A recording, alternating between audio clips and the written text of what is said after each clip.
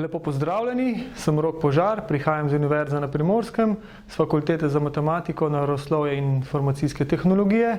Danes pa vam predstavil rešitev ene izmed matematičnih nalog, ki je se lansko leto pojavila na splošni maturi na višjem nivoju. Naloga pa je naslednja. Dana je funkcija f s predpisom f od x je enako vsoti, končni vsoti členov x na k, pri čemer k teče od nič do 100, torej f od x je enaka 1 plus x kvadrat in tako naprej do x na 100. Prva točka od nas zahteva, da izračunamo vrednost funkcije f v 1 in pa vrednost funkcije f v 1 polovica. Torej, če vstavimo vrednost 1 v našo definicijo, dobimo 1 plus 1 na kvadrat in tako naprej. Zadnji člen je enak 1 na 100, kar je v resnici vsota enic in to 100 enkrat, torej vse skupaj se sešteje v 101. Podobno, f od 1 polovica je vsota 1 plus 1 polovica plus 1 polovica na kvadrat in tako naprej. Zadnji člen je 1 polovica na 100. Zadnji izraz se seveda precej poenostavi, če le opazimo, da so členi, ki nastopajo v tej vsoti, v resnici členi geometrijskega zaporedja. Spomnimo se, da za člene geometrijskega zaporedja velja, da če si pogledamo za poljubna dva zaporedna člena, za njih velja, da je kvocient konstanten. V tem konkretnem primeru, če pogledamo 1 polovica ulovljeno z 1 je 1 polovica, podobno 1 polovica na kvadrat ulovljeno z 1 polovica je zopet 1 polovica, torej v tem konkretnem primeru je q, ta količnik, ta konstanta enak 1 polovica.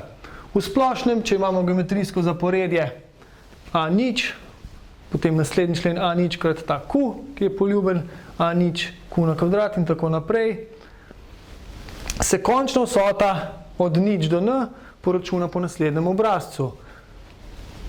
Je kar enako a0 krat q na n plus 1 minus 1 ulovljeno s q minus 1, pri čemer je seveda treba zahtevati, da je q različno od 1.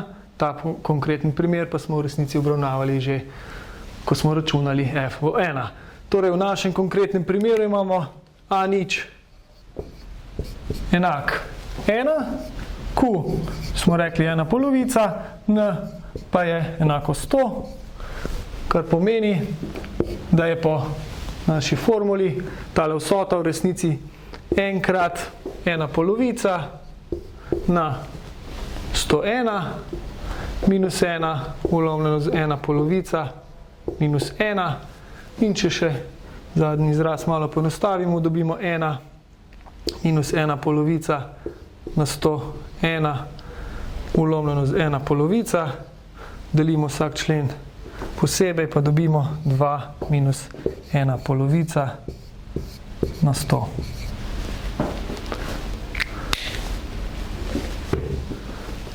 Tako, lotimo se sedaj druge podnaloge, ki od nas zahteva, da poračunamo določen integral od nič do 1 funkcije x minus 1 krat fx dx. Ta namen se zopet splača najprej f od x poenostaviti.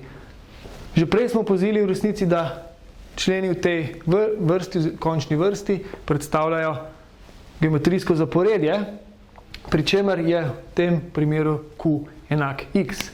Torej, f od x lahko zapišemo po tem obrazcu, a0 je zopet 1, q je torej x in pa n enako 100, n krat x na 101 minus 1 ulovljeno z x minus 1. Če uporabimo to v našem integralu, dobimo določen integral od nič do 1, x minus 1 krat x na 101 minus 1 ulovljeno z x minus 1 dx. Torej, x minus 1 pa x minus 1 se pokrajša in ostane nam določen integral funkcije x na 101 minus 1 dx. Kar je v resnici enako, če razbijemo na 2, integral od nič do 1, x na 101 dx minus integral od nič do 1 dx. Določen integral lahko poračunamo s pomočjo nedoločenega integrala, tako da poračunamo nedoločen integral in najprej vstavimo vrednost 1 ter jo odštejemo potem vrednost nedoločenega integrala v spodnji meji. Spomnimo se, da je nedoločen integral funkcije x na n dx enak x na n plus 1 ulovno z n plus 1 plus neka konstanta, pri čemer zahtevamo, da je n različen od minus 1, kar pa v našem primeru je 101. Torej, določen integral od nič do 1 je enak določenemu integralu, nedoločenemu integralu x na 101, kar je x na 102 ulovno na 102, v mejah od nič do 1, minus, tukaj imamo v resnici konstantno funkcijo 1, integral je od konstantne funkcije x, v mejah od nič do 1. Kar je, če vstavimo zdaj zgornjo mejo, dobimo 1 ulovljeno 102, minus spodnja meja je nič, minus zgornja meja je 1, minus spodnja je nič, torej dobimo 1 ulovljeno 102 minus 1, kar je minus 101 ulovljeno 102. Tako, naslednja podnaloga od nas zahteva naslednje. Imamo dano funkcijo f z indeksom n od x, ki je končna vsota členov x na k, pri čemer k teče od nič do n, torej členov 1 plus x kvadrat do x na n. Za vsak n potrebno pa je izračunati limito, ko gre n proti neskončno, te funkcije v vrednosti 1/4. Pa si pogledamo najprej vrednost te funkcije v 1/4. Po definiciji je to 1 plus 1/4 plus 1/4 na kvadrat in tako naprej do 1/4 na n. Zopet so členi v tej vsoti členi geometrijskega zaporedja, pri čemer je q tokrat 1/4. Začetni člen je enak 1, tako kot prej, pa seštevamo zopet člene od nič do n. Torej je tole enako po formuli 1 krat 1/4 na n plus 1 minus 1 ulovljeno za 1/4 minus 1, kar je enako 1 minus 1/4 na n plus 1 ulovljeno za 1 minus 1/4 oziroma 4/3 krat 1 minus 1/4 na n plus 1. Uporabimo sedaj ta izraz v naši limiti, pa dobimo limita, ko gre n proti neskončno, fn v 1/4 je torej limita, ko gre n proti neskončno, člena 4/3 krat 1 minus 1/4 n plus 1. Spomnim se, da konstanto lahko vedno izpostavimo pred limito, torej to je enako 4/3 krat limita, ko gre n proti neskončno, 1 minus 1/4 na n plus 1. Limita konstante je kar ta konstanta, medtem ko je limita tega člena, ko gre n proti neskončno, nič. Torej vse skupaj tole konvergira k 1, 1 krat 4/3 pa je 4/3, zato je limita 4/3.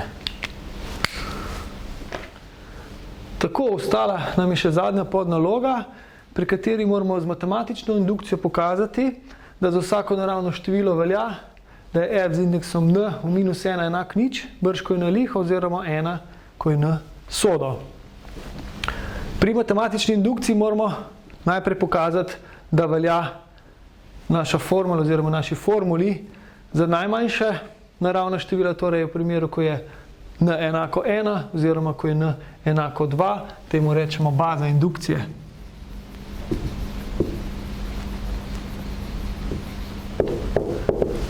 Torej, če je n enako 1, je f z indeksom 1 v minus 1 po definiciji enak 1 plus minus 1, kar je enako nič.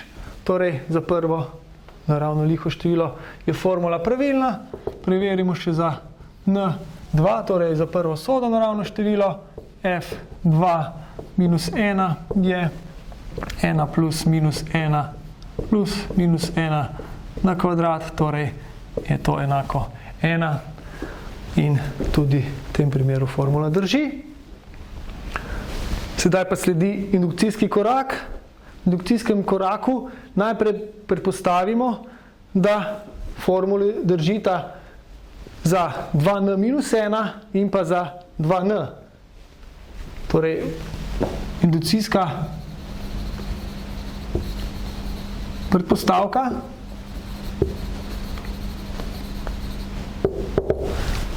naj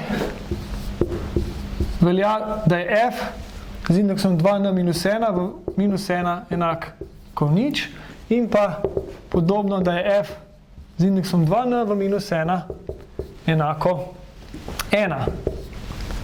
Pri tej predpostavki moramo sedaj pokazati, da velja formula tudi za naslednje liho število, torej za 2n plus 1 in pa to je treba seveda pokazati in pa treba pokazati, da je f 2n plus 2 v minus 1 enako 1.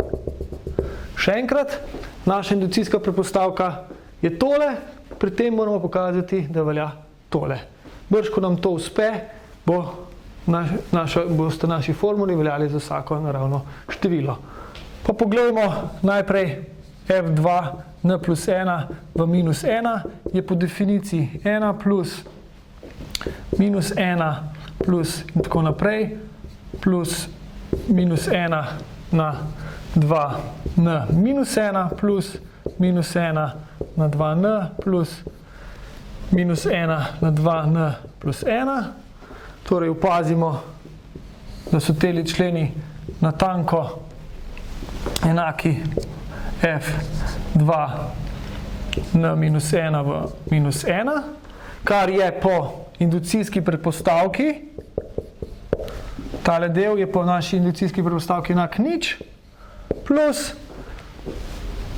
tole je 1, to je minus 1, torej plus 1 minus 1, kar je nič.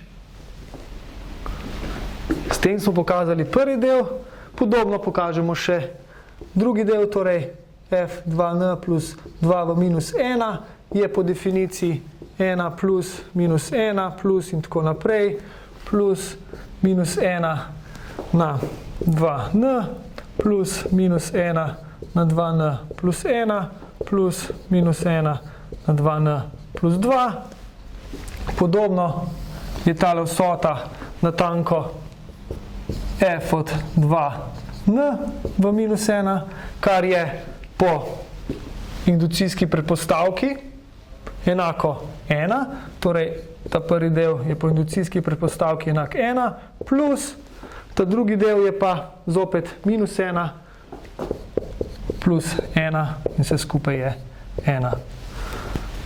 S tem smo pokazali